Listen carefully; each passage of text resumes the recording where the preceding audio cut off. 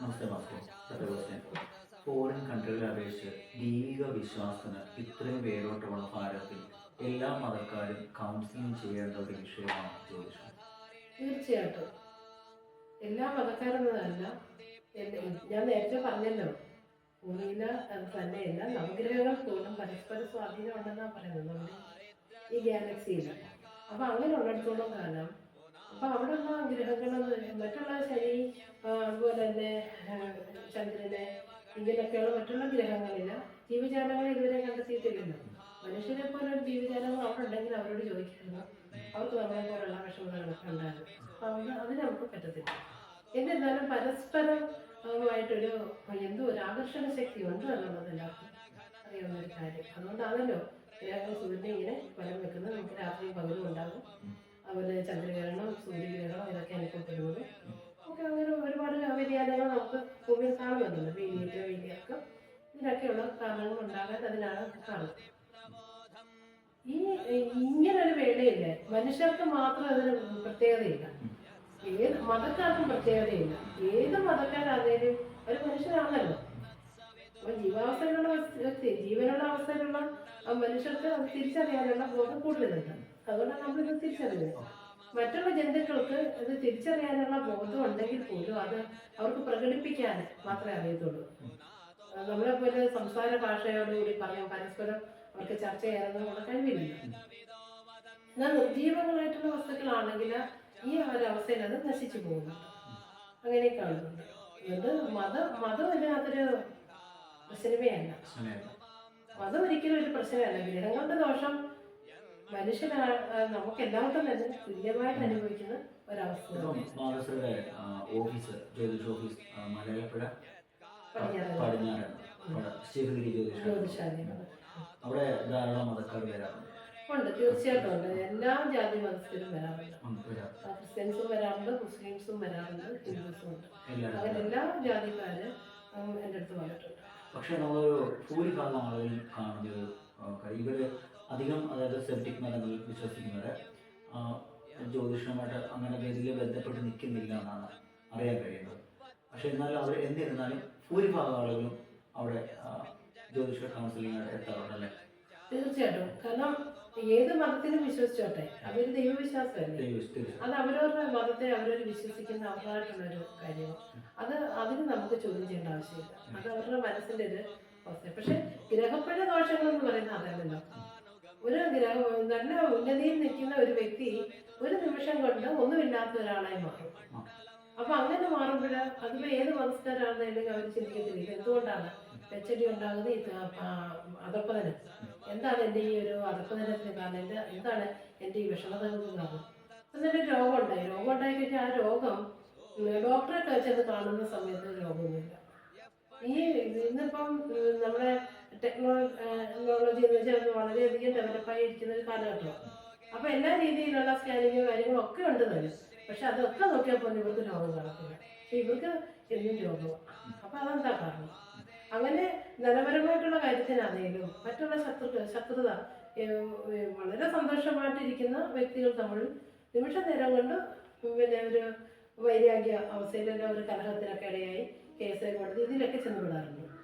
ഇങ്ങനെയൊക്കെ വെച്ചിട്ട് ഉടനെ ഉണ്ടാകുന്ന അധപ്പതനം കാണുമ്പോൾ ഓട്ടോമാറ്റിക്കായിട്ട് ഇതിപ്പോൾ ഏത് മതമാണെങ്കിലും ചിന്തിക്കത്തില്ലേ ഇതെന്താണ് കാരണം. അപ്പോൾ അവർ എന്നെ സമീപിക്കാറുണ്ട്. അപ്പം ഞാൻ ആ കൗൺസിലിങ്ങിലൂടെ അവരുടെ പ്രശ്നങ്ങൾ നോക്കിയിട്ട് ഡേറ്റ് ഓഫ് ബർത്ത് വെച്ചിട്ട് നോക്കി പിന്നെ അവരുടെ പ്രശ്നം ഇതാണെന്നും അതിനകത്ത് അവർക്ക് ഇപ്പോഴത്തെ അവസ്ഥ അനുസരിച്ച് അവർക്ക് ഗ്രഹനിലയിൽ പിഴച്ചു നിൽക്കുന്ന ഗ്രഹവേദ, ദോഷകരമായിട്ട് നിൽക്കുന്ന ഗ്രഹവേദ എന്നവരെ മനസ്സിലാക്കിയിട്ട് അത് എന്ന് മുതൽ എന്ന് വരെയാണ് ആ ഗ്രഹദോഷം അവരെ ബാധിക്കുന്നതെന്ന് പറഞ്ഞു കൊടുത്ത് അത് ഏതൊക്കെ രീതിയിലാണ് അവർക്ക് ഫീൽ ചെയ്യുന്നത് ഉള്ള കാര്യം വ്യക്തമാക്കി കൊടുത്ത് അതിന് നിങ്ങൾ സ്വയം തന്നെ ഇതിനൊരു കൺട്രോൾ, ഇതിനെക്കുറിച്ച് ഒരു അറിവ് നേടിക്കഴിഞ്ഞാൽ ഓട്ടോമാറ്റിക്കായിട്ട് അവർ തന്നെ ആ ഒരു കാര്യത്തിൽ ഒരു കൺട്രോൾ ഉണ്ടാകും. അങ്ങനെ കൺട്രോൾ ആകുമ്പോൾ ഇങ്ങനെയുള്ള ദോഷങ്ങൾ എഫക്റ്റ് ചെയ്യാതെ, എന്നാൽ ഈ ദോഷ കാലത്തിലൂടെ കടന്നുപോയേ പറ്റൂ, അതിന് മാറ്റമൊന്നും വരുന്നില്ല. പക്ഷേ എങ്കിൽ ഇത് അറിയുക എന്നതാണ് ഏറ്റവും വലിയൊരു കാര്യം. അങ്ങനെ അറിഞ്ഞു കഴിയുമ്പോൾ അവർക്ക് പൂർണ്ണമായിട്ടും അതിനകത്തുനിന്ന് രക്ഷപ്പെടാൻ പറ്റും, സ്വയം രക്ഷപ്പെടുക. അതാണ് ജ്യോതിഷ കൗൺസിലിംഗ് കൊണ്ട് ഉദ്ദേശിക്കുന്നത്. വിവാഹത്തിന് മുമ്പ് വരന്റെയും വധുവിന്റെയും വീട്ടുകാരെ മാസ്രി അല്ലെങ്കിൽ ജ്യോതിഷന്മാരെ സമീപിക്കാറുണ്ടല്ലോ. അപ്പം അവരുടെ ജാതകം നോക്കാൻ, അവരുടെ ഗ്രഹങ്ങൾ നോക്കാൻ, പൊരുത്തമുണ്ടോ എന്നൊക്കെ നോക്കാൻ എത്താറുണ്ടല്ലോ. അപ്പോൾ യഥാർത്ഥത്തിൽ ഈ അവരെ വന്ന് സമീപിക്കുന്നതിന് അത് കഴിഞ്ഞതിന് ശേഷമോ വരനെയും വധുവിനെയും ഒരുമിച്ചിരുത്തി ഒരു കൗൺസിലിംഗ്, ജ്യോതിഷ കൗൺസിലിംഗ് അത്യാവശ്യമാണ്? എന്താണ് അഭിപ്രായം? തീർച്ചയായിട്ടും അത്യാവശ്യമുള്ള ഒരു കാര്യം തന്നെയാണ്. കാരണം കൗൺസിലിംഗ് തന്നെ അത്യാവശ്യമാണ്. കൗൺസിലിംഗ് വേണം. കാരണം രണ്ട് ചുറ്റുപാടിൽ വളർന്ന കുട്ടികളായിട്ട്, രണ്ട് മാതാപിതാക്കളുടെ മക്കളായിട്ട് രണ്ട് പെറ്റ സ്ത്രീയിൽ വളരുന്നത്. ഓരോരുത്തർക്കും ഓരോ സങ്കല്പങ്ങളുണ്ടായിരിക്കും വിവാഹത്തെക്കുറിച്ച്. പുരുഷനാണെങ്കിൽ സ്ത്രീ ഇങ്ങനെ ആയിരിക്കണം, പിന്നെ ഇതേപോലുള്ള അവരുടെ ആയിട്ടുള്ള സങ്കല്പം കൊടുത്തിട്ടാവും. അവർ സ്ത്രീക്ക് കാണും ഭർത്താവ് നമുക്ക് ഇതേപോലെയുള്ളൊരു വ്യക്തിയായിരിക്കണം, അവിടായിട്ടുള്ള സങ്കല്പങ്ങൾ. അങ്ങനെ ഈ രണ്ട് രീതിയിലുള്ള സങ്കല്പമുള്ള രണ്ട് വ്യക്തികളെ നമുക്ക് വിവാഹത്തിന് മുമ്പ് ചിലപ്പോൾ പിന്നെ പ്രേമബന്ധരാണെങ്കിൽ പോലും എല്ലാം ഒന്നും തുറന്ന് പറയാൻ ചാൻസ് കുറവായിരിക്കും. അപ്പം ഇങ്ങനെയുള്ള കാലയളവിൽ ഒരു കൗൺസിലിംഗ് ഇവരെ വിജയമാക്കുമ്പോൾ ഇവരുടെ എല്ലാ കാര്യങ്ങളും തന്നെ നമുക്ക് അവരോരുടെ കാര്യം ഒരു കൗൺസിലറുടെ മുന്നിൽ തുറന്ന് പറയാൻ പറ്റും. അപ്പോൾ അടുത്ത ആളത് അബ്സോർവ് ചെയ്യുകയും ചെയ്യും.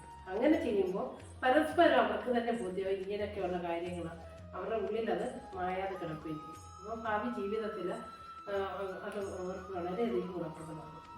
രണ്ടാമതൊരു കാര്യം പറയാനാണ് ജ്യോതിഷ കൗൺസിലിംഗ് ഇവർക്ക് അത്യാവശ്യം അത് പറയാൻ കാരണം വെച്ചാൽ ഇവർക്ക് ഓരോ സമയങ്ങളില്ല. ഞാൻ പറഞ്ഞില്ല, ജനിച്ച ഒരു കുട്ടി മുതൽ പ്രായമായി മുതിർന്ന് ഏറ്റവും ലാസ്റ്റ് സ്റ്റേജിൽ വരെ എത്തിയ ഒരു അപ്പൂപ്പന് വരെ വ്യത്യാസങ്ങളാണ്. ദശാസന്ധികളാണ്, ദശാപകാര കാലങ്ങൾ വരുന്നത്, അവരെ ഗ്രഹങ്ങളുടെ അവസ്ഥകൾ വരുന്നത്, ഇതെല്ലാം വ്യത്യാസമുണ്ട്.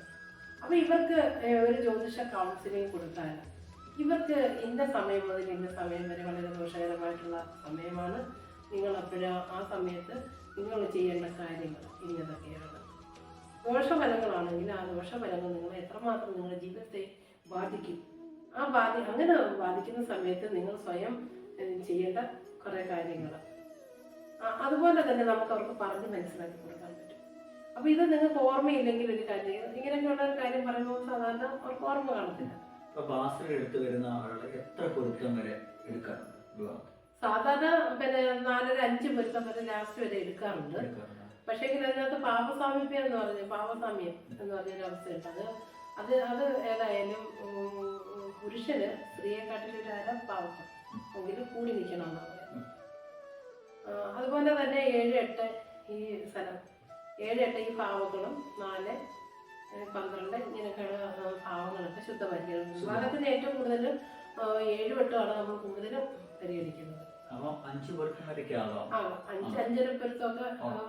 പരിഗണിക്കും. പിന്നെ നക്ഷത്രങ്ങൾ തമ്മിൽ ചേർന്ന് ചില നക്ഷത്രങ്ങൾ തമ്മിൽ ശത്രു മിത്രാദികളായിരിക്കും അതിന്റെ ഗ്രഹങ്ങൾ. ഇത് മിത്രങ്ങളായിരിക്കും. അപ്പൊ അതൊക്കെ നമ്മൾ ശ്രദ്ധിച്ച് വേണം ഇവരെ ചേർക്കേണ്ടത്. വേദം എന്ന് പറയുന്നത് പിന്നെ വേദമുള്ള നക്ഷത്രങ്ങളൊന്നും ചേർക്കാറില്ല. അതുപോലെ രഞ്ജിദോഷം, വേദം ഇങ്ങനെയൊക്കെയുള്ള നക്ഷത്രങ്ങളാണെങ്കിൽ കഴിവതും ഒഴിവാക്കും. മാസ്റ്ററെടുത്ത് ധാരാളം പേര് സമീപിക്കാറുണ്ടോ? ഒരു സൈക്കോളജിസ്റ്റോടാണല്ലോ. അപ്പം ഇങ്ങനെ സമീപിക്കും. സൈക്കോളജിയും ജ്യോതിഷ കൗൺസിലിംഗ് തമ്മിലുള്ള വ്യത്യാസമുണ്ട്. സൈക്കോളജി പരമായിട്ടുള്ള കൗൺസിലിംഗ് ഡിപ്രഷനായിട്ട് വരുന്ന അതാണ് ഉദ്ദേശിക്കുന്നത്. അപ്പം പിന്നെ സൈക്കോളജിക്ക് അങ്ങനെ ഒരു ഡിപ്രഷനായിട്ടല്ല, ഒരു മാനസിക ബുദ്ധിമുട്ടോടുകൂടി ഒരാൾക്ക് കൗൺസിലിംഗ് കൊടുക്കാൻ വരുവാണെങ്കിൽ അതും ഈ ജ്യോതിഷ കൗൺസിലിംഗും രണ്ടും വിപരീതമാണ്. കാരണം സൈക്കോളജി പരമായിട്ടുള്ള കൗൺസിലിംഗ് അങ്ങനെയുള്ള കൗൺസിലിംഗ് എന്ന് പറഞ്ഞാൽ ചേർക്കാറില്ല. അതുപോലെ രഞ്ജിദോഷം, വേദം ഇങ്ങനെയൊക്കെയുള്ള നക്ഷത്രങ്ങളാണെങ്കിൽ കഴിവതും ഒഴിവാക്കും. മാസ്റ്ററെടുത്ത് ധാരാളം പേര് സമീപിക്കാറുണ്ടോ? ഒരു സൈക്കോളജിസ്റ്റോടാണല്ലോ. അപ്പം ഇങ്ങനെ സമീപിക്കും. സൈക്കോളജിയും ജ്യോതിഷ കൗൺസിലിംഗ് തമ്മിലുള്ള വ്യത്യാസമുണ്ട്. സൈക്കോളജി പരമായിട്ടുള്ള കൗൺസിലിംഗ് ഡിപ്രഷനായിട്ട് വരുന്ന അതാണ് ഉദ്ദേശിക്കുന്നത്. അപ്പം പിന്നെ സൈക്കോളജിക്ക് അങ്ങനെ ഒരു ഡിപ്രഷനായിട്ടല്ല, ഒരു മാനസിക ബുദ്ധിമുട്ടോടുകൂടി ഒരാൾക്ക് കൗൺസിലിംഗ് കൊടുക്കാൻ വരുവാണെങ്കിൽ അതും ഈ ജ്യോതിഷ കൗൺസിലിംഗും രണ്ടും വിപരീതമാണ്. കാരണം സൈക്കോളജി പരമായിട്ടുള്ള കൗൺസിലിംഗ് അങ്ങനെയുള്ള കൗൺസിലിംഗ് എന്ന് പറഞ്ഞാൽ ഒരാളുടെ മനസ്സിലുള്ള എല്ലാ വിഷമതകളും കൗൺസിലറായ ഞാൻ പൂർണ്ണമായിട്ടും ക്ഷമയോടുകൂടി കേട്ടിരിക്കുക.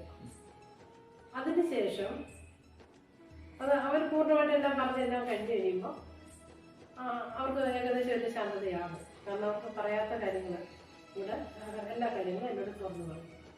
അത് പറയിക്കുക എന്നാണ് ഒരു സൈക്കോളജിസ്റ്റ് കഴിവ്. അപ്പോൾ അങ്ങനെ അത് ക്ഷമയോടുകൂടി കേട്ടിരിക്കുക. കേട്ടിരുന്നതിന് ശേഷം അതിനകത്തുള്ള അവരുടെ തെറ്റിദ്ധാരണകളോ അല്ലെങ്കിൽ അവർക്ക് എന്തെങ്കിലും അവരുടെ ഭാഗത്തു നിന്നുള്ള ഒരു കുഴപ്പമാണ് ഇങ്ങനെയുള്ളൊരു വിഷമത്തിന് കാരണമായിരിക്കുന്നത് എന്നുള്ളത് ചൂണ്ടിക്കാണിച്ചിട്ട് അതിനൊരു സൊല്യൂഷൻ കണ്ടെത്തി പറയുക എന്നാണ്. അതിന് മാറ്റം വരുത്തുക എന്നാണ് നമ്മൾ ആ കൗൺസിലിംഗ് കൊണ്ട് ഉദ്ദേശിക്കുന്നത്. എന്നാൽ ജ്യോതിഷ കൗൺസിലിംഗ് എങ്ങനെയല്ല. ജ്യോതിഷ കൗൺസിലിങ്ങിന് വരുന്ന ഒരു വ്യക്തി അവരൊന്നും തന്നെ മിണ്ടാൻ സമ്മതിക്കത്തില്ല. അവര് ശാന്തരായിട്ട് അവിടെ ഇരിക്കാൻ മാത്രം ചെയ്തു. അവരെന്തിനു വന്നു, അവരുടെ മനസ്സിൽ എന്തൊക്കെയാണ് അവരിന്ന് അനുഭവിച്ചുകൊണ്ടിരിക്കുന്നതിന് അനുഭവിച്ചുകൊണ്ടിരിക്കുന്ന അവസ്ഥയ്ക്ക് കാരണം എന്താണ്, ഇതെല്ലാം തന്നെ ജ്യോതിഷ കൗൺസിലിങ്ങിലൂടെ നമ്മൾ കൗൺസിലർ അങ്ങോട്ട് പറയുക ചെയ്യും. എന്നിട്ട് അതിനുള്ള സൊല്യൂഷൻ പറയുക. മനസ്സിലായോ? അപ്പോൾ സൈക്കോളജിക്ക് പരമായിട്ടുള്ള കൗൺസിലിംഗ് എന്ന് വെച്ച് കഴിഞ്ഞാൽ അവരിൽ നിന്നുള്ളതെല്ലാം ഇങ്ങോട്ട് കേൾക്കുക. കേട്ട് കഴിഞ്ഞതിന് ശേഷമാണ് കൗൺസിലർ അങ്ങോട്ട് ക്ഷമയോടുകൂടി ഇരുന്നതിന് ശേഷം അതിനുള്ള മറുപടി പറയുന്നത്. എന്നാൽ ജ്യോതിഷ കൗൺസിലിംഗ് അങ്ങനെയല്ല. ഇവരോട് ശാന്തരായിട്ട് ഇരിക്കാൻ പറയുക. അവരുടെ date of birth, place of birth, time of birth മാത്രമേ അവിടെ ചോദിക്കുകയുള്ളൂ. അത് കഴിഞ്ഞതിന് ശേഷം എഎമ്മും പിഎമ്മും കറക്റ്റ് ആയിരിക്കും. കാരണം ആ എഎമ്മും പിഎമ്മും കൊണ്ട് നക്ഷത്ര പാഠങ്ങൾക്കും അങ്ങനെയൊക്കെയുള്ള പല കാര്യങ്ങൾക്കും വ്യത്യാസം വരുന്നുണ്ട്. നക്ഷത്രങ്ങൾക്ക് തന്നെ വ്യത്യാസം വരുന്നുണ്ട്. അതുപോലെ തന്നെ ദശാസ്ത്രത്തിക്ക് വ്യത്യാസം വരുന്നുണ്ട്. അങ്ങനെ ഒരുപാട് കാര്യങ്ങൾ അതിനകത്ത് നമുക്ക് ഈ ടൈമിന് തന്നെ ഉണ്ട്. ആ കറക്റ്റ് ടൈം സമീപിക്കുന്ന